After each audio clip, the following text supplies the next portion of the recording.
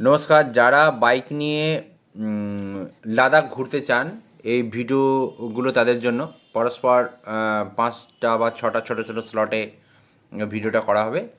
সেটা হচ্ছে, বেশ কয়েকটা প্রশ্ন অগ্রন্থি থাকে, কিন্তু তার ভেতরে যে জিনিসগুলো বেশি বেশি করে সমস্যা তৈরি করে বাইকাতে, সেটা হচ্ছে আমি কি নিয়ে যাব, কদিনের জন্য যাব, আর কিভাবে যাব, আর কি বাইক নিয়ে যাব, আর থাকবো কোথায়। এই 5টা আর অজস্র প্রশ্ন থাকবে। অনেক ভিডিও আছে। আমরা 2024 সালে লাদাখ গেছিলাম রয়্যাল এনফিল্ড নিয়ে। সেখানে কি সমস্যা হয়েছে, বা কি কি দেখবেন, আর কদিন থাকবেন, কোথায় কম খরচে হবে, বা কোন কোন মাসে গেলে, এরকম 5-6টি বেসিক যে প্রশ্নগুলো থাকে সেইগুলো নিয়ে আলোচনা করব।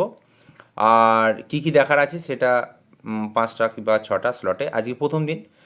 সেটা হচ্ছে যদি ধরুন 250 সিসির বাইক নিয়ে যায় কেউ, তাহলে সিঙ্গেল রাইডার হতে হবে। ডবল রাইডার হলে অসুবিধা।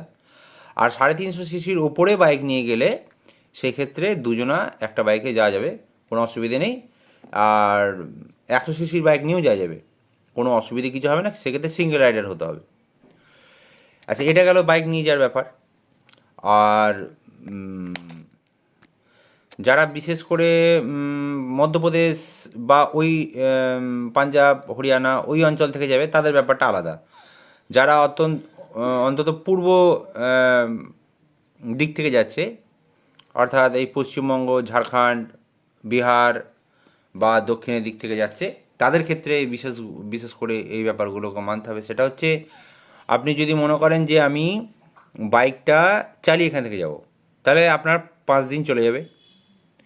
আর একটা বাইকের বিশেষ করে 350 সিসির নিচে যে বাইকগুলো আছে, 200, 250, 220 এরকম যে বাইকগুলো আছে, সেই বাইকগুলোর কিন্তু 2-2.5 হাজারের মধ্যে আপনার মোবিলটা কিন্তু চেঞ্জ করতে হয়। তাহলে আপনি একবার গেলেন, তাতেই কিন্তু আপনার ওখানে গিয়ে মোবিল চেঞ্জ করতে হবে, লাদাখ ঘুরে একবার মোবিল চেঞ্জ করতে হবে। এই মোবিল চেঞ্জ করার ঝামেলা যদি এড়াতে চান, বিশেষ করে যারা যায় তারা মানে অন্তত 350 সিসি নিয়ে যায় বা 300 সিসি নিয়ে যাওয়ার চেষ্টা করে। সেইটা যদি ধরে চলা হয়, যদি আপনি জম্মু তাওয়াই থেকে জার্নিটা স্টার্ট করেন, তা একদম পুরো লাদাখ ঘোরার পর যদি চালিয়েও চলে আসেন, তাহলে আপনার কিন্তু 5,000 অ্যারাউন্ড, এরকম 5,000-এর মধ্যে চলে যাবে। সেক্ষেত্রে কিন্তু মোবিল চেঞ্জ করার ব্যাপারটা আপনার থাকবে না, এবং যাওয়ার সময় 4 দিন বেঁচেও যাবে এবং একটু এনার্জি থেকে যাবে। এক্ষেত্রে আমি বলবো, প্রথমে যাওয়ার সময় জম্মু তাওয়া পর্যন্ত বাইকটাকে আপনারা গাড়িতে নিয়ে যান। এবার গাড়িতে নিয়ে যাওয়ার সময় বেশ কিছু কয়েকটা সমস্যা আছে। সেই সমস্যাগুলো হচ্ছে যে, আপনি দিল্লি হয়ে যদি যান তাহলে বেশি সুবিধা, কারণ রোজই ওখানে ট্রেন থাকে। জম্মু তাওয়ায় হলে কিন্তু একটু অসুবিধা। সেক্ষেত্রে কিন্তু রোজ ট্রেন থাকে না, সেই সমস্যা আমরা পড়েছি, সেটা একবার দেখে নেবেন। আর সেরকম যদি হয় জম্মু তাওয়াই পর্যন্তই যাবেন, এরকম যদি ভাবনা চিন্তা থাকে, সেক্ষেত্রে আপনাকে একটা ব্যাপার মাথায় রাখতে হবে, যে 1 সপ্তাহ আগে বাইক পাঠিয়ে দেন।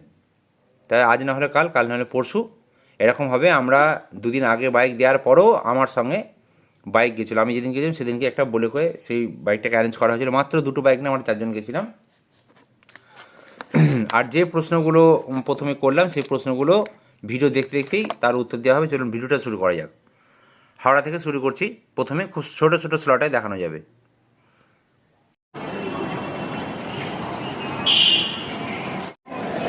এই তো গাড়ি রেডি, একদম প্র্যাকটিস করা।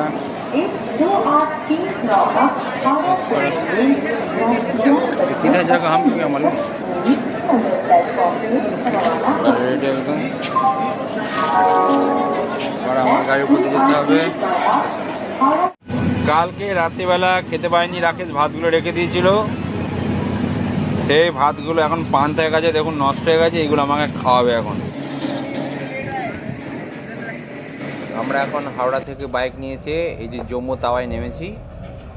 এবার আমাদের কাজ হবে গিয়ে যে পার্সেল অফিস থেকে আমাদের গাড়িগুলোকে তাদের চার্জ দিয়ে, লেবার চার্জ দিয়ে গাড়িগুলোকে ছাড়িয়ে নেওয়া।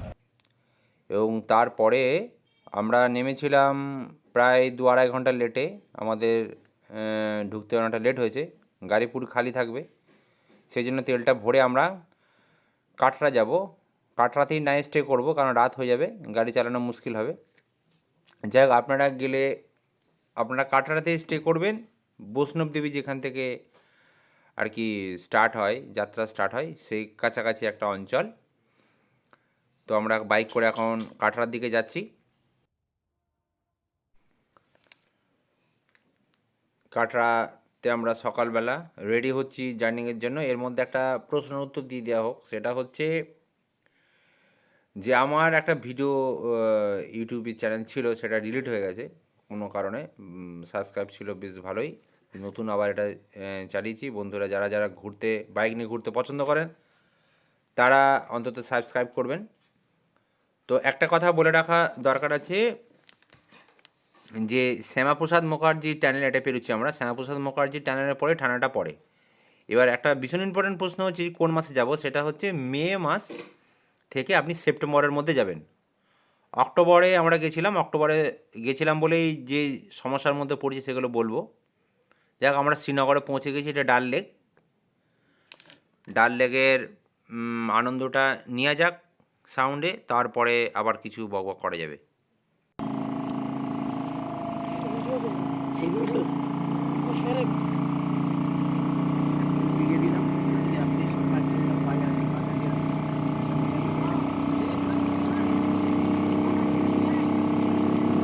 করো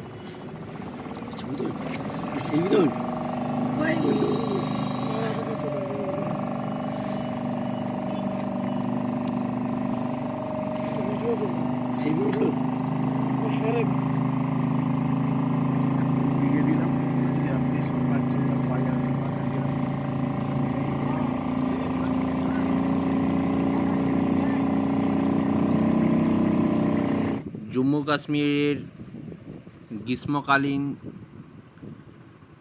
যে রাজধানী সেটা হচ্ছে শ্রীনগর। আর এই ডাল লেকের চারিদিকেই যে শহরটা অবস্থিত সেটা হচ্ছে শ্রীনগর।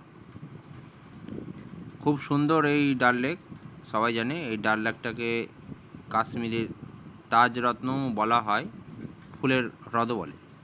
এই যে দাদা আমাদের শিকারা চালাচ্ছে।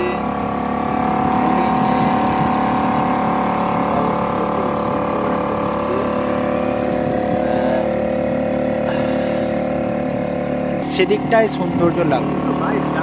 This is a beautiful environment of the Dal Lake.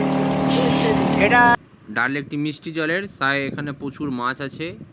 300 টাকার বিনিময়ে সারা বছর মাছ ধরতে পারবে। স্থানীয় বাসীরা টিকিট কেটে রাখতে পারে। বাণিজ্যিকভাবে মাছ ধরা হয়, পর্যটকরা অনুমতি নিয়ে মাছ ধরতে পারে। আমরা মাছ ধরেছি। हाँ लो जो एक कॉफी ने यहाँ पर, इसका नाम है कबूतर खाना। कौन सा वाला, ये वाला? फिनिश का अपना प्रॉपर्टी है लेक में, महाराजा हरि सिंह, अच्छा, उसी की प्रॉपर्टी है। ये भी अभी हरि सिंह के नाम पे ही है? उसी के नाम पर है। अच्छा, अरे उसका कोई जो बाद में जो रहता है उसका आप क्या बोलिए। different price. Difference price. Gargil में set दे बस.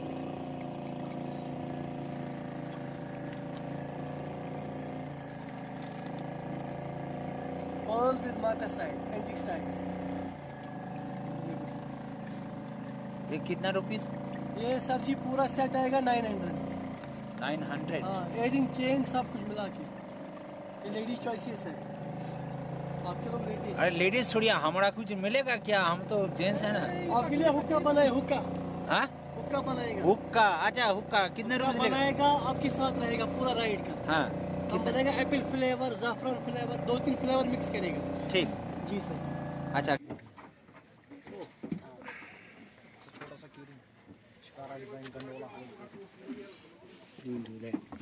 এইভাবে এখান থেকে খাওয়া দাওয়া দিচ্ছে। আমরা খাবার নিয়ে নিয়েছি, সঙ্গে একটু হুঁকন। भाई ये उठाना, ये आप साथ में ले जाओ खावे। হ্যাঁ, বুঝলে বাবা, সব আনন্দটা নিতে হবে। এই দোকানটা থেকে আমরা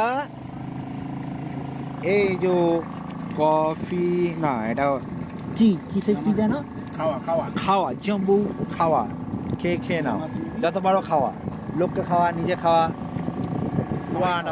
খাওয়া।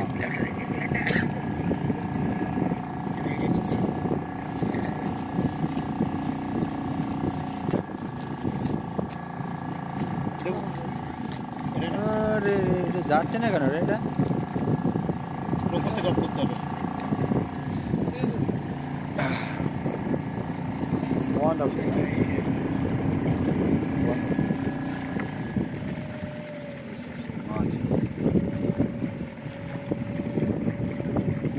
এরকম সুন্দর সুন্দর সুন্দর সুন্দর